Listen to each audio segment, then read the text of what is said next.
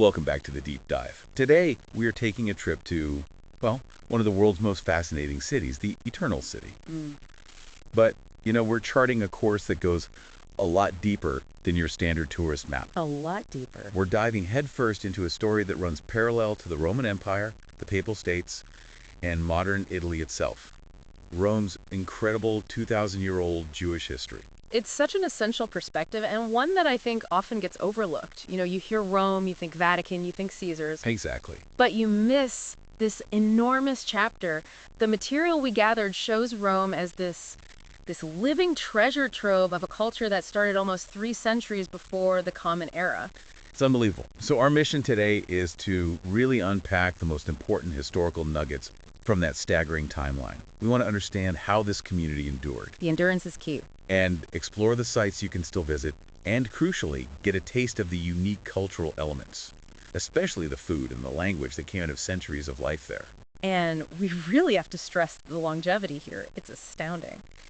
We found records that place the first Jews in Rome all the way back in 161 BCE. 161 BCE. Put that in perspective for us. Okay, so that's before the Roman Republic even became an empire. The Yeah. big wars with Carthage weren't even definitively over. The Colosseum wasn't even a concept. Wow. So we're going to trace that lineage. We'll focus on the key turning points, those ancient roots, the era of confinement, and the traditions that have somehow endured to this day. Okay, so let's unpack this epic timeline, starting right at the beginning. Yeah. By the 2nd century BCE, Rome, it's becoming a global powerhouse, right? A real international hub. It is. And Jews were drawn there quite early. But not as refugees initially. They came as diplomats, as traders. So what was the driving force there? Was it purely business? It seems to be. The early presence was very practical. Diplomacy and commerce. Jewish envoys and merchants set up small settlements because they needed to interact with this growing Mediterranean power. And their numbers just grew from there? Grew organically as the empire expanded. But what's really interesting is that it wasn't a uniform experience for them. Imperial attitudes could change on a dime, and that often determined the community's fate. Right, because we often think of Rome as this, uniformly tyrannical force. But some of our notes suggest that early on, figures like Julius Caesar and Augustus were, well, they had a relatively tolerant attitude. Relatively is the key word. It sounds less like genuine respect and more like, political utility. Sure. But it gave them some space. It did. It gave those early communities a bit of room to flourish and self-govern. But that tolerance was incredibly transactional and very fragile. And we see exactly where that fragility just shatters. We do. If you look ahead a few decades, you get to the Jewish-Roman War from 66 to 73 CE, and of course, the destruction of the Second Temple in Jerusalem. That one event just radically changed everything for Roman Jewry. It did, and it led to this huge forced migration. We know from historical accounts that thousands of Jewish prisoners of war were brought to Rome as slaves to be paraded in the victory celebration. So that influx completely changes the community's makeup. It's not just diplomats and traders anymore. Exactly. It becomes a community built in large part on captives and their descendants. And what's remarkable is you can still see physical evidence of this ancient period today. Which is just mind-blowing. Most people know about the Christian catacombs, but there are Jewish catacombs too. 6 of them, in fact, beneath the city. Sites like Vignerandanini and Villa Torlonia. I find this detail so fascinating because it's not just about burial. It shows this deep integration, but at the same time, this fierce desire to maintain their own identity. Precisely. You find these very distinct Jewish symbols, Menaro, shofarim, symbols of the temple, but they're inscribed in Greek or Latin, right alongside very Roman-style funerary art. So they're using the methods of the time. But they're making them their own. They're preserving their identity through their most solemn rituals. It's tangible proof of a Roman Jewish life that was ancient before the Colosseum was even built. So as we move forward through time into the Middle Ages, that fragile imperial tolerance, it just evaporates completely. It does. The community situation becomes incredibly precarious once control shifts to the Papal States. And what kind of pressure are we talking about here? We're talking severe restrictions, things that went way beyond just taxes. They were barred from holding public office, restricted from most trades. And they were forced to identify themselves publicly, right? Yes, often forced to wear distinctive badges or hats. The rules were all designed to marginalize them, to isolate them from the rest of Roman life. And all of this oppression, it culminates in one of the most defining and frankly painful chapters in this story. the creation of the Roman ghetto. The Ghetto Ebraico in 1555 by Pope Paul IV. And this is where the cruelty really escalates. Because the wall itself. Yes, but it's more than that. I mean, the sheer audacity of it is what's fascinating. The city's 2,000 Jewish inhabitants were not only forced into this one cramped quarter. They were forced to pay for the wall. They were built for it. Imagine that. You were literally paying for the construction of your own prison. It's just a devastating symbol of oppression, the psychological and financial burden of that. And life inside was brutally difficult. The area was cramped, overcrowded, and it was famous for flooding because it was so close to the Tiber River. It just bred poverty and claustrophobia. And yet, this period of enforced isolation, this pressure cooker, it lasts for 3 centuries. And it does something extraordinary. It preserves and intensifies the culture. The sources are clear on this. Jewish religion and culture didn't just survive in there, they endured. They forged something completely unique because of that isolation. And you can literally hear that legacy today. You can, in their language, Judeo-Romanesco. It's a unique Jewish-Italian dialect that grew within those walls. It's full of traces of 16th century Italian mixed with Hebrew words and phrases. So if I heard it spoken, would it sound like an old language, a language trapped in time? It absolutely does. Linguists point out that because the community was walled off, their daily Italian didn't evolve like the rest of Rome's. So you hear these echoes of 16th century Italian mixed with Hebrew grammar. It's an audible time capsule. An incredible legacy of 300 years of confinement, which finally ended. In 1870, the ghetto was officially abolished when the Papal States fell and Italy was unified. A moment of, well, cultural explosion, no doubt. Fast forward to today, and that old quarter is now one of those beautiful and vibrant parts of the city. It is. And you can still see a surviving piece of the old ghetto wall. It's in a courtyard right next to the Piazza della Sing School.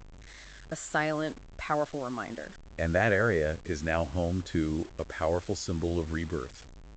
The Great Synagogue of Rome, the Tempio Maggiore. And the architecture of that building is a statement, a very deliberate one. It was finished in 1904, and the design is this mix of historicism and Art Nouveau. It was meant to be seen.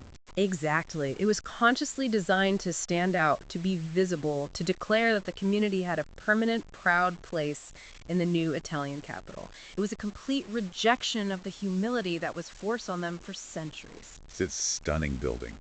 And it's still the heart of the community today, isn't it? Absolutely. It's home to an Orthodox congregation, the offices of the Chief Rabbi of Rome, and it also contains the Jewish Museum of Rome. So it's the spiritual and cultural nexus of modern Roman Jewry, holding all of that history. No, we absolutely have to talk about the food. Oh, we have to. If you are a fan of Italian cuisine, this is a very specific, and I mean serious treat. The Cucina Ebraica Romana, it's a tradition that goes back to the Middle Ages. And it's really the taste of resilience, the taste of ingenuity, isn't it? Kosher cooking meets local Italian ingredients. Food is the ultimate connection point. And the style is so distinct because it was defined by kashrut, of course, but also by using whatever ingredients were available, often out of poverty and isolation. And the most famous dish, the one that's globally renowned now, is the carciofi alla Giudia. The fried artichokes. Tell us about them. The process is so unique. It is. They take these whole artichokes and they're sort of pounded open until they look like a sunflower, then seasoned and deep fried until they're just golden and crispy. And that one dish says so much. It says everything. It takes a humble local vegetable and transforms it. They're crispy, almost like chips on the outside, but then tender inside. And it's popular street food, but it's also a Passover dish. That perfect synthesis of everyday Roman life and religious tradition. Exactly. Then you have the savory staples like keftes or kefta. The kosher version of meatballs. Right, made from beef or lamb. But what makes them different is the seasoning. It's not your standard Italian meatball. They often use spices, herbs, even dried fruit. Again, that ingenuity born from making do. And that versatility. They could be a main meal, a side dish, or crucially in leaner times, they'd be used to add substance to a soup or stew. Okay, and then the sweets. This is where we need to give the listener a warning. If you order pizza ebraica, do not expect a slice of pizza. Right. The name is completely deceptive. It's a common confusion, but it's fascinating. Pizza ebraica is actually a dense sweet cake. It's made from unleavened bread, and it's just stuffed with dried fruits, nuts, spices. A completely different category of delicious. And there's also the sfogliatella ebraica. Ah, yes. the Jewish version of that classic shell-shaped pastry from southern Italy. It's filled with sweetened ricotta and candied citrus peel. And for anyone who wants to, really dig into this, you can do more than just eat at a restaurant. Oh, yeah. The Modern Experience offers these amazing gourmet food tours through the quarter. You can visit seafood markets, baked fish is a big Shabbat dish, or even take hands-on cooking classes to learn those home cooking secrets. So what does this all mean for someone traveling to Rome today? You're in the Eternal City, and you have to balance these experiences. You do. You have to take the time for this deep Jewish history, but you also have the immense spectacle of everything else. The Sistine Chapel, the Colosseum, the Pantheon, it's all part of the story. And just on a practical note, if you were planning a trip, the advice is pretty clear. Spring or autumn, the weather is perfect for walking tours, but if you want to beat the crowds, winter can be amazing. And you might get a really unique sight. You might. If you're incredibly lucky, you might see a rare snowfall on the Palatine Hill. It's just a magical sight. But beyond the climate, beyond the stones, the real focus should be the human connection. That's the core of it. We've heard wonderful things about the hospitality of the local Jewish communities. There are real opportunities to engage, to attend services, to build links. So a tour of Jewish Rome is as much about people as it is about the ancient heritage. And that name, Eternal City, it dates back to the empire. You know, it might have started as a bit of imperial hubris, this idea that Rome would last forever. And the empire fell. The empire fell, but the city endured, and it preserved its cultural treasures. Including this deep, critical Jewish history, which, as we said, predates so much of what we even think of as Rome today. What an incredible journey we've taken. I mean, from 161 BCE diplomacy all the way to the 19th century ghetto. And the sheer persistence it must have taken to develop these unique cultural assets, like the Judeo-Romanesco dialect or that incredible kosher cuisine.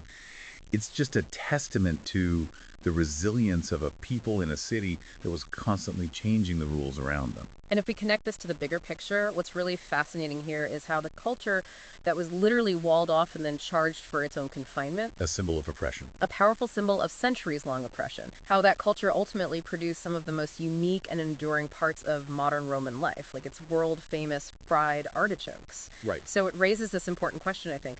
When a power tries to constrain a culture, does that pressure sometimes, unintentionally, help forge a deeper, more specialized identity? An identity so powerful that it actually outlasts the very power structure that tried to contain it. That is powerful and a very fitting thought to leave with our listeners. Thank you for guiding us through this extraordinary history. Always a pleasure. And thank you for joining us on this deep dive. We encourage you to continue exploring this incredibly rich history. We'll see you next time.